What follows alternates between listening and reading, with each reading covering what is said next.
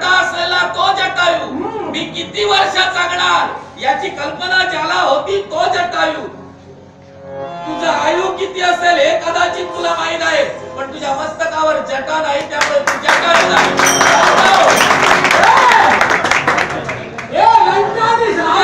सामान्य पक्षाची संघर्ष मी करणार नाही. जटा दाखव.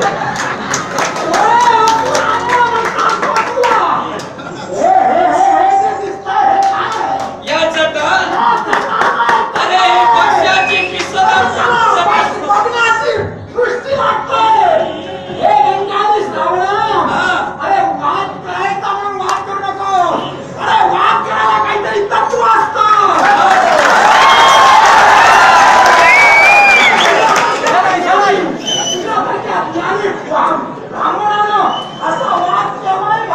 तत्वनिष्ठ आहे म्हणून तत्वाचा वाद केला. तत्वाचं महत्व कळलं नाही म्हणून ती पिसं दाखवून जटा म्हणतोय. इतरांना वेळा बदलशील, मला नाही. काय ते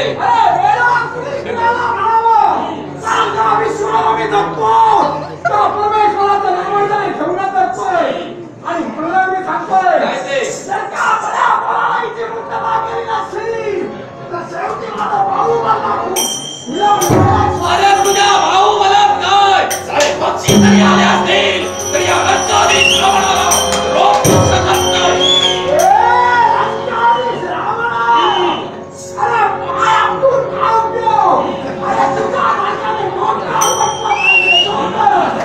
तुझा पडणार माझ्या चरणावर. अरे मेलेल्या मुर्द्यावर स्वतःचा उदरनिर्वाह करणारा एक किदाड पक्षी मला समजावतोय.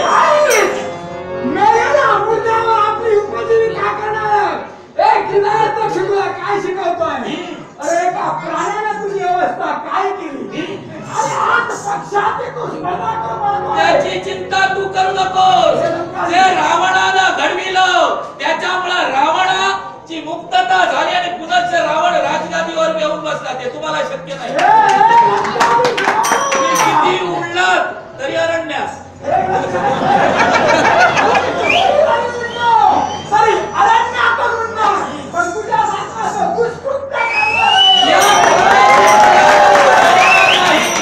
मानवाला केलेला अपमान मानवाला शासन करण्यासाठी मानवाच्या वृत्तीनं मी वागतोय. तुम्हाला ते कळणार नाही.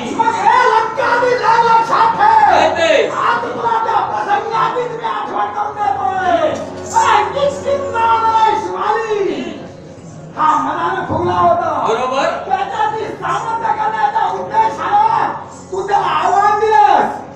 आव्हान देत असताना त्याची वेळ होती संध्याची पूजा पाठ करण्याची. त्यावेळी तू तिथं गेला त्याच्याशी तू हुंडा घातली. त्याने काय करावं? अरे का सामान्य माकडानं तुला असा काख्यात धरला, तुला असा बगोटीत धरला आणि चारी समुद्र उत्तर समुद्र, दक्षिण समुद्र, पूर्व समुद्र आणि पश्चिम समुद्र चारी समुद्राला तो एक प्रदक्षिणा करून आला. आणि त्यावेळी सूर्याला अर्घ्यदान देण्यासाठी हात वर केले त्यावेळी त्याच्या काखेतून तू खाली पडला. त्या ठिकाणी ज्या सागरात मी खाली पडलो त्या स्थानाला काहीतरी महत्व आहे. त्या स्थानाचं नाव काय? हे लंकावी, ज्या ठिकाणी तू खाली पडलास त्या ठिकाणाला काहीतरी महत्व आहे. त्या स्थानाला काहीतरी महत्व आहे. तुला कशाला सांगायला पाहिजे? म्हणजे तू खाली पडला नाही. त्या स्थानाला देवाचं महत्व वाढून गेलं आणि त्या सागराला काहीतरी म्हटलं नाही. उत्तर समुद्र, दक्षिण समुद्र, पूर्व समुद्र आणि पश्चिम समुद्र दिशा दाखवल्या म्हणून होत नाही. अरे तो चतुसमुद्र हे तुला पक्षाला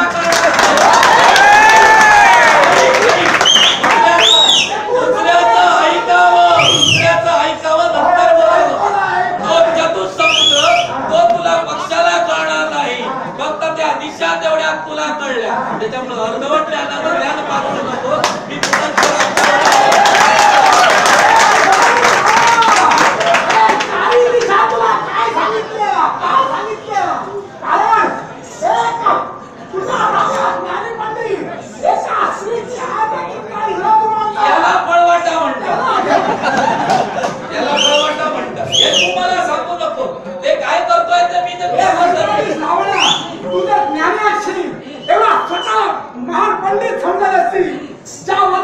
पडतोयस मी सुद्धा त्याच मला तुझ्याशी वादच करायचा नाही, पक्षाशी वाद करणार नाही हे प्रथमच मी सांगितलंय.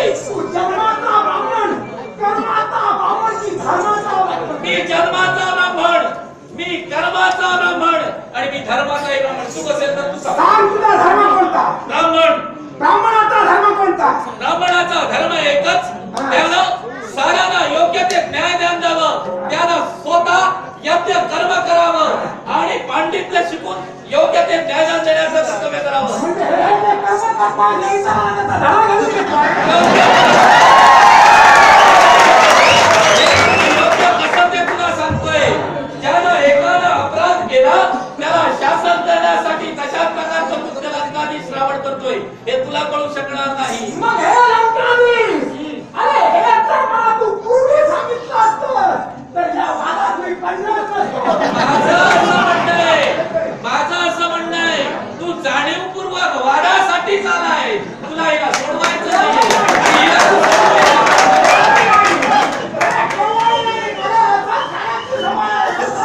आणि म्हणूनच सांगतो, अरे स्वतःची सावली शोधायची असेल तर दुसऱ्याच्या सावलीत उभं राहून स्वतःची सावली शोधता येत नाही. त्याच्यासाठी पुन्हा उभं राहावं लागतं स्वतः आणि सावली निर्माण करावी लागते.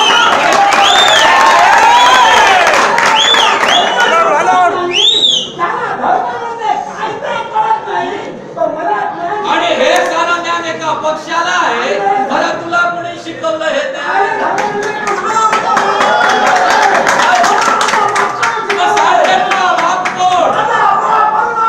तुझी आई कोण? कर्मदेवी. खोटं बोलू नको. अरे आईच सापडणार काय झालं? कर्मदेवी आई. उगाच काहीतरी सांगून लंकाधीश रावणाला बदलू नको, कारण लंकाधीश हा सगळ्यांचा बाप ठरू शकतो हे लक्षात ठेव. ऐक रे बाबा, तुझा बाप, तुझ्या बापानं कुणाशी लग्न केलं? स्वतःच्या भगिनीचा उपभोग घेतला, सौदामिनीचा, आणि तिला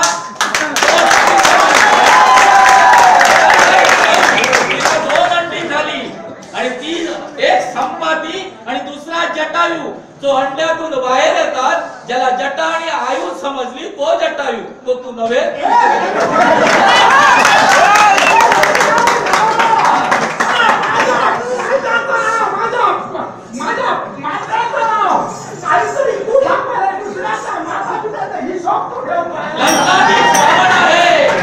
लंकाधीश रावण आहे. ज्याप्रमाणे तू माझा हिशोब ठेवलास तसा तुझाच हिशोब मी ठेवला नाही. तुझ्या बापाचा आणि तुझ्या आजोबाचाही ठेवला.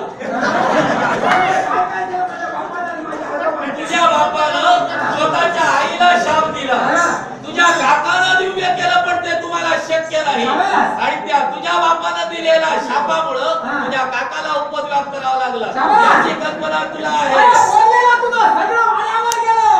कारण आमच्या प्रत्येकाच्या जगातल्या आई बापाचा तो हिशोब ठेवतोय, पण स्वतः काय करतोय, स्वतः कशी निंदा करतोय त्याची मला जाणीव नाही. अरे तेच मगापासून सांगतोय, अपमानाला वाचा पडतोय हे तुला कळणार नाही. हे मानवाचं कृत्य आहे. अरे तुझ्या बापानं जिथं भगिनी भोगली, इथं स्त्री बी फक्त घेऊन जातोय भोगण्यासाठी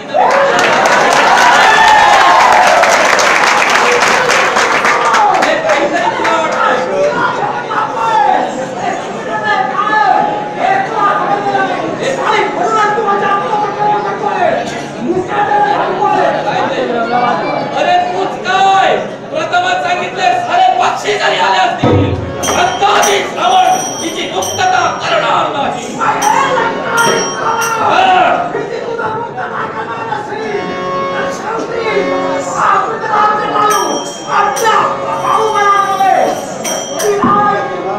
जटायू म्हणून सांगू नको, एक सामान्य पक्षी म्हणून सांग. काही ढकलण्यात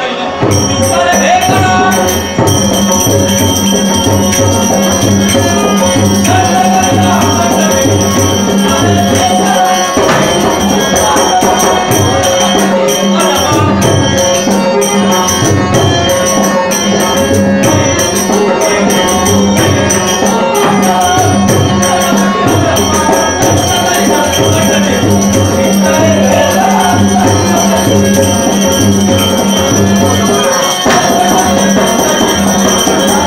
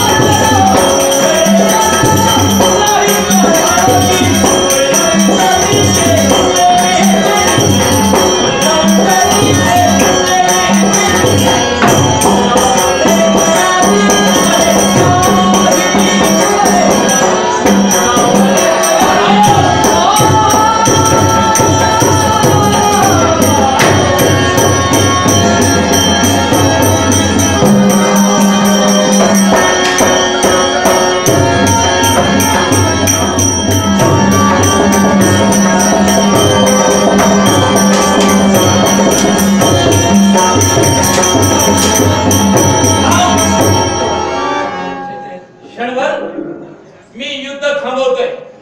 पहिला एक पक्षी पराक्रम करू लागला. महेश सावंत